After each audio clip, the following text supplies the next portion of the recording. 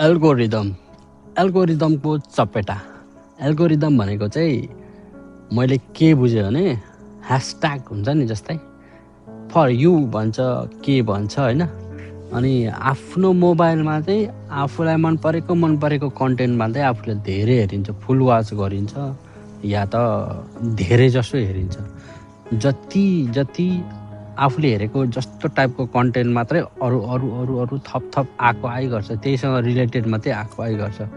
त्यसलाई नै अल्गोरिदम भनिन्छ। त्यही नै हो अल्गोरिदमको काम। अब यहाँ समस्या चाहिँ कहाँ हुन्छ भने, अब जस्तै म चाहिँ हर्कको सपोर्टर हो। हर्क मलाई मनपर्छ है, हर्कको भिजन, हर्कको सोच मनपर्छ। अब धेरै मान्छेले हर्कलाई त्यो जातिवादी यहाँ हो भन्छ होइन, तर म हुन त मतवारी भएकोले पनि हुनसक्छ मान्छेले भनेअनुसार जस्तै होइन। अनि मलाई हर्कको श्रमबाट आफ्नो देश बनाउनलाई आफै खट्नुपर्छ भन्ने कुरा चाहिँ मनपर्छ है। अब यो चाहिँ तपाईँमा पनि लागु हुन्छ। तपाईँ यदि हर्क विरोधी हुनुहुन्छ भने होइन, म आरएसपीको पनि समर्थक नै हो, सबै पार्टीको म समर्थकै हो। इभन एमाले पनि हिजो भ्रष्टाचारहरू त मौलियो होला, तर पनि गर्न त गरे नि त। उहाँहरू नभइदिएको भए या योभन्दा अगाडि सरकारमा रहनु भएको जुनै सुकै पार्टी पनि उहाँहरूले स्थान नलिदिनुको भएको भए त कहीँ न कतैबाट हस्तक्षेप या केही ठुलो समस्या त हाम्रो देशलाई आउँथ्यो नि त। त्यो अर्थमा त उहाँहरूले त केही त गर्नुभयो नि त भन्ने चाहिँ म सोध्छु। म त अलिक पोजिटिभ कुरा धेरै सोध्छु होइन। अब ती सब पार्टीसार्टीका कुराहरू त भइहाल्यो है। आफ्नो घरमा आफ्नै दाजुभाइहरूको त पार्टीहरूको आस्था फरक हुन्छ। जस्तै म चाहिँ हर्कलाई सपोर्ट गर्छु, मेरो भाइ चाहिँ माइलो आरएसपी हो, खुङ्खार आरएसपीकै समर्थन गर्ने। जहिले तहिले रवि लामिछानेको बारेमा केही बोल्यो भने त मार्छ त्यसले त कुरा। अनि त्यो हाम्रो दाजुभाइको त मिल्दैन, अरू टाढा टाढाको मान्छेहरूको त नमिल्ने भयो है। म चाहिँ खास कुरा चाहिँ गर्नु खोजेको भने के भने, काम गरो बस्यो अनि रेस्टमा एकैछिन फोन हेरौँ है भन्यो होइन। फोन हेऱ्यो, हर्क साम्पाको भिडियो आइरहेको हुन्छ। अनि फेरि कमेन्ट खोल्नु मन लागिरहेको छ, कमेन्ट गर्नु पऱ्यो भनेर टाइप गर्दा पनि त्यो नराम्रो कमेन्ट क्या, थाना मामु मे भनेको चाहिँ उयो गरेको पुरै लेखिरहेको हुन्छ है।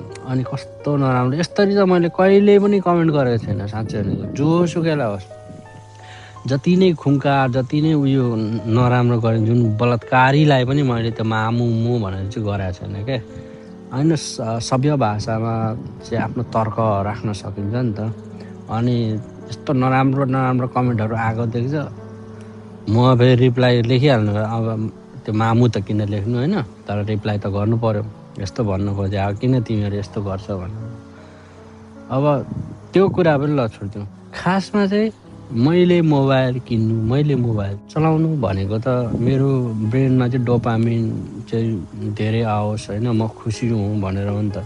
अब काम गर्दा अलिकति रेस्ट टाइम हुन्छ, 4 मिनटको रेस्ट टाइममा एकछिन फोन हेरौँ न भनेर भन, कमेन्ट हेर्ने बित्तिकै पारो छुट्यो पुरै टाइपको। कोही मान्छेहरूले त यति लामो लेखिरहेको हुन्छ, उनीहरूलाई झन् कस्तो तनाव होला है, जिन्दगी धराप छ।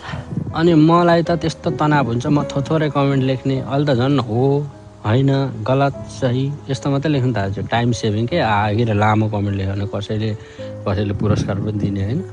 अब अरूको चाहिँ के हालत होला, अरूको भन्नाले कस्तो कसको यति लामो कमेन्ट लेखेर चाहिँ यता राडीको छौडा यताउति चाहिँ है, मुला तेरो यस्तो उस्तो भनेर हुन्छ नि। उसले भनेको कुरा चाहिँ अर्कै छ, उसको दलगत कुराहरू के हुन्छ, राष्ट्रको बारेमा के हुन्छ। तर गाली गर्ने चाहिँ उता आमाको नाम जपेर, जातिको नाम जपेर, त्यो जहाँ त्यो कनेक्सनै नभएको कुरासँग चाहिँ गाली गलचो गरेर हुन्छ क्या। त्यत्रो लामो कमेन्ट लेख्नेलाई अनि झन् कति प्रेसर होला, कति स्ट्रेस होला दिमागमा है। अब जिन्दगीमा अरू नै कति स्ट्रेस, जिन्दगी नै स्ट्रेस हो, जिन्दगीमा कति छ च्यालेन्जहरू। तर उसले पनि जबरजस्ती लिइरहेछ क्या, कसैले लिइदिए पनि भने होइन। अनि फोटोहरू बनाइरहेछ पुरै ट्रोलवाला फोटोहरू, आमामा थरीका आउँछ है। त्यो फोटोहरू सब सेभ गर्नु पऱ्यो, एआईलाई बनाउनु लाउनु पऱ्यो, अनि सेभ गर्नु पऱ्यो। सेभ गरेर त्यो ग्यालरीमा साथीहरूको मैले यसो विचार गरेको, आफ्नो फोटोभन्दा धेरै त्यो त्यो नेताहरूको फोटोको ट्रोल बनाएकोहरू चाहिँ दुनियाँ त्यो केपीको अनुहारबाट यस्तो निकाल्दा अर्केको अनुहार निस्केको जस्तोहरू चाहिँ छ होला जस्तो लाग्यो क्या। अनि त्यो टेक्स्टहरू पनि त कपी गर्नु पर्यो। तनाव छ तनाव।